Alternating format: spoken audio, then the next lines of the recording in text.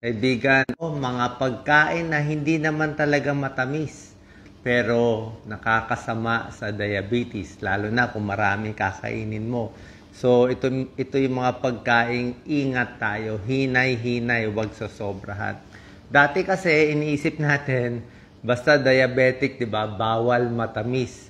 Kaya yung mga ibang tao, isipin nila, hindi to matamis, pwede na sa diabetes. Papakita ko yung 7 klaseng pagkain na hindi sweet pero ingat ang mga may diabetes. Okay, alam naman natin diabetes, tumataas ang blood sugar. Pag-usapan muna natin yung mga matatamis na bawal. Doon muna tayo sa matatamis na alam nyo na at least reminder lang bago doon sa hindi matatamis. Okay? Sa mga sweet foods and drinks na talagang medyo quote-unquote bawal sa diabetes, soft drinks, matamis. Iced tea, matamis, ang daming sugar yan. Basta sugary drinks, asukal, kahit anong may asukal. Ice cream, matamis, mga whipped cream. Chocolate, candy, matamis. Donut, naku, sobra tamis ang donut. Yung mga cake, mga pastries, lahat yan matatamis. Kahit yung mga juices na may added sugar, matamis din yan. So, alam na natin yan, di ba? Yan ang mga matatamis na hindi dapat damihan. Ngayon, ano naman itong 7 hindi matatamis? Pero ingat sa diabetes. Number 1, starchy vegetables. Alam niyo ba starchy vegetables? Yung mga gulay na maraming starch, maraming carbohydrates tulad ng patatas. 'Di ba? French fries, patatas, kahit baked potato pag marami parang kanin 'yan patatas.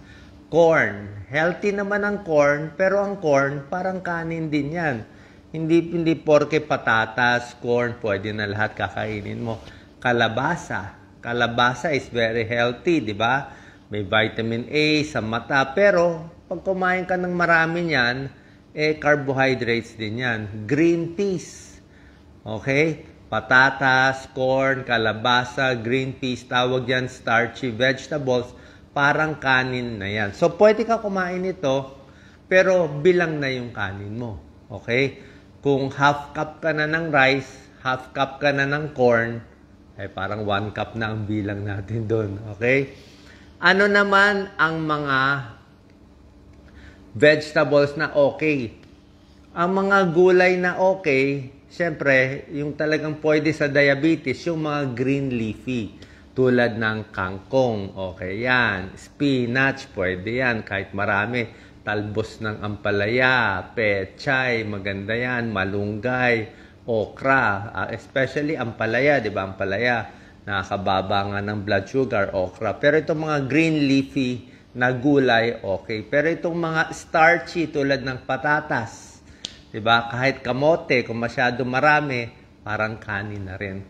Tsaka ang tips nga natin, imbis na gawing prito o french fries, pwedeng steam na lang ang gulay o bake kasi yung prito ang hindi maganda. Okay? Number 1.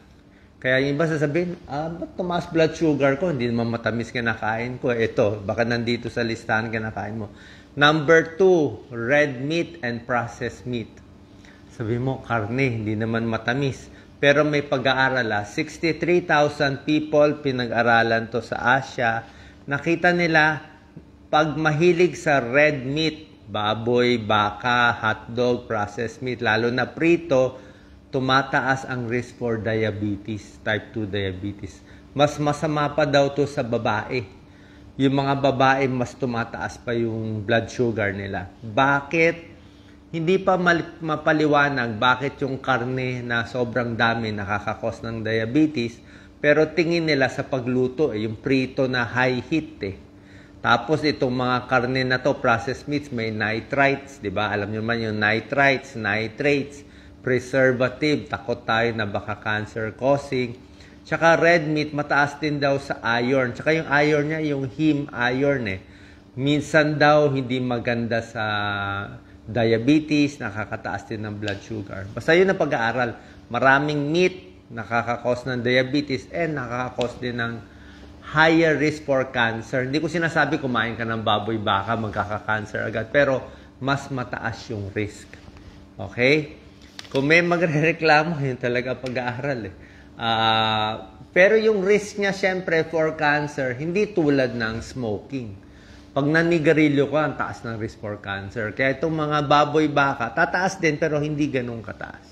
Pero tumataas din. Number 3, ito, paborito nyo. Kaya ang daming diabetic sa Pilipinas. Kanin, sinaing, white rice, di ba? Mahilig tayo sa only rice. O, gaano karaming rice pwede? Siguro 1 cup.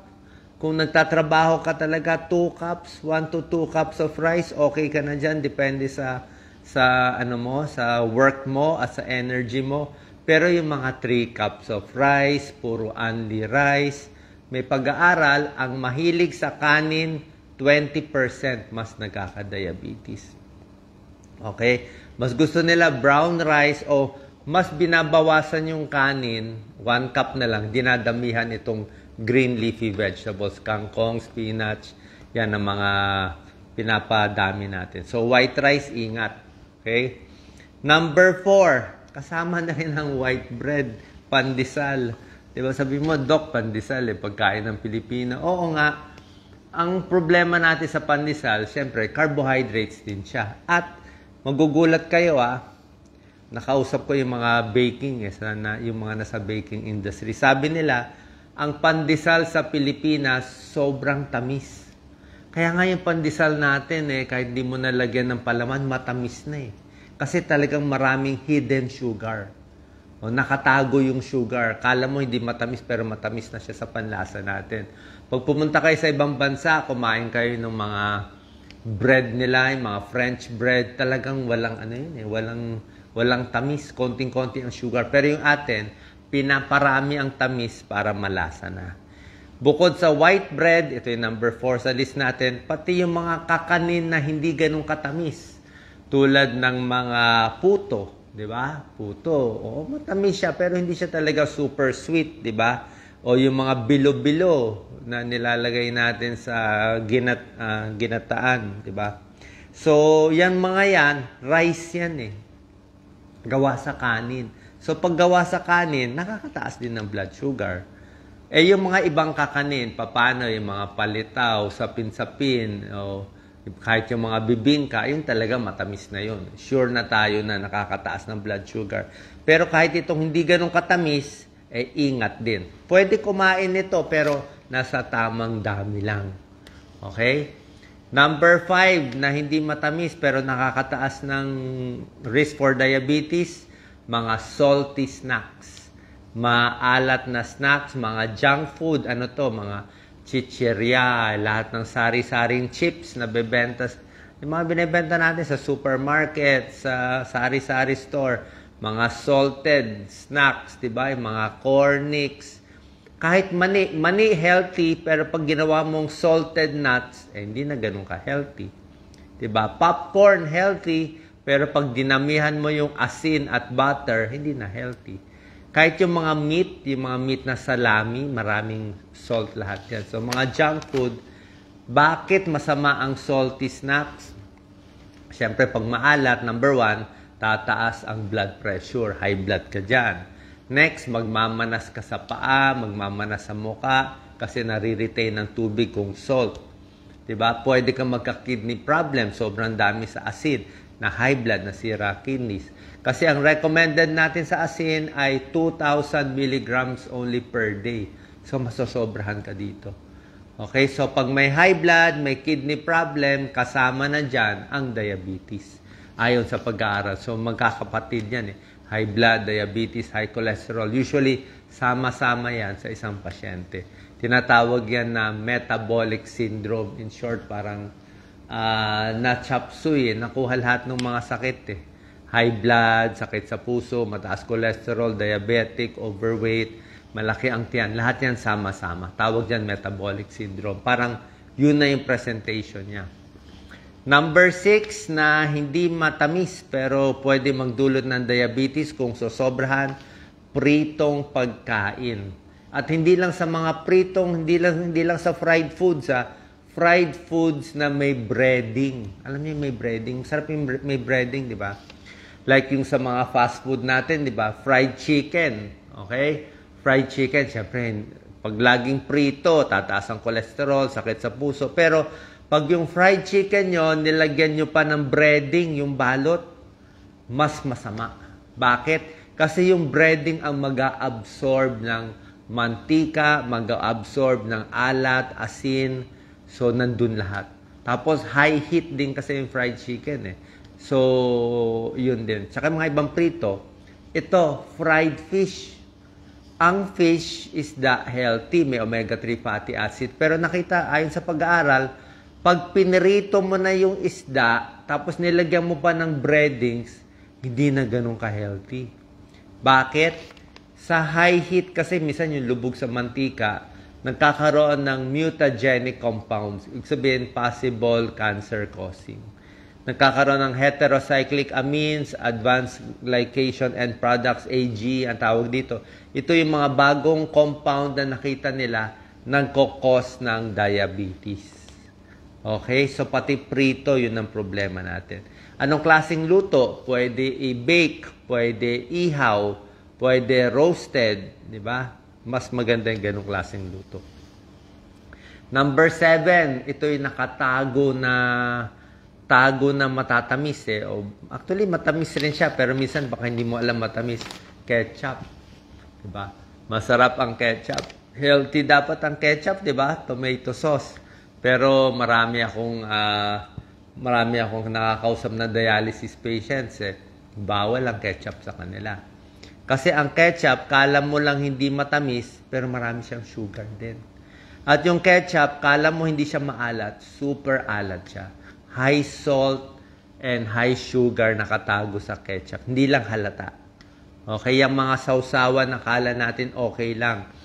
Yung mga ranch sauce, lalo na Thousand Island sauce, mayonnaise, hindi ganun katamis.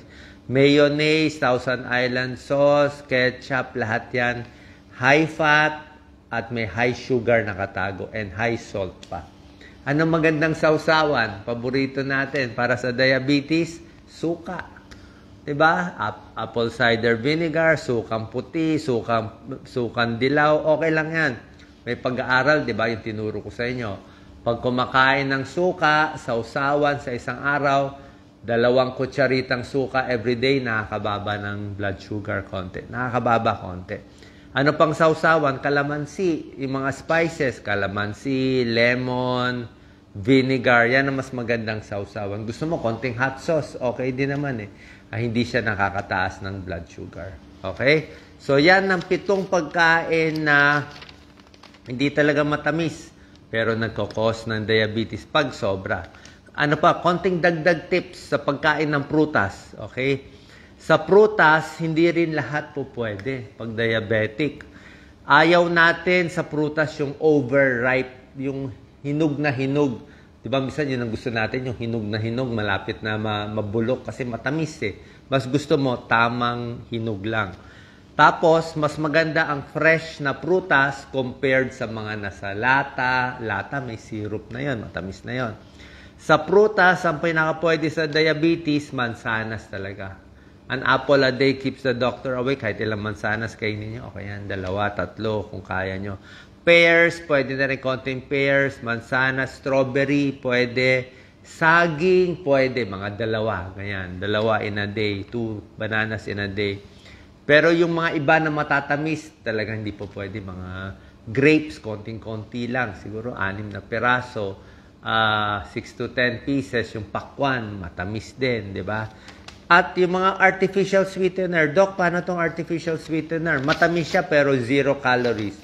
Meron na pong bagong pag-aaral sa mga artificial sweetener, yung mga low calorie, hindi rin maganda. Okay? Nagkakaproblema din. Nagiging overweight, nagkakaroon din ng mga sakit. So, saan po nakatulong to? Nakalinaw sa ating kababayan na hindi lang ang matatamis nagkakos ng diabetes, meron din mga pagkain hindi matamis, mainly carbohydrates, na nagpapataas ng diabetes. Salamat po. Share po natin sa ating kababayan.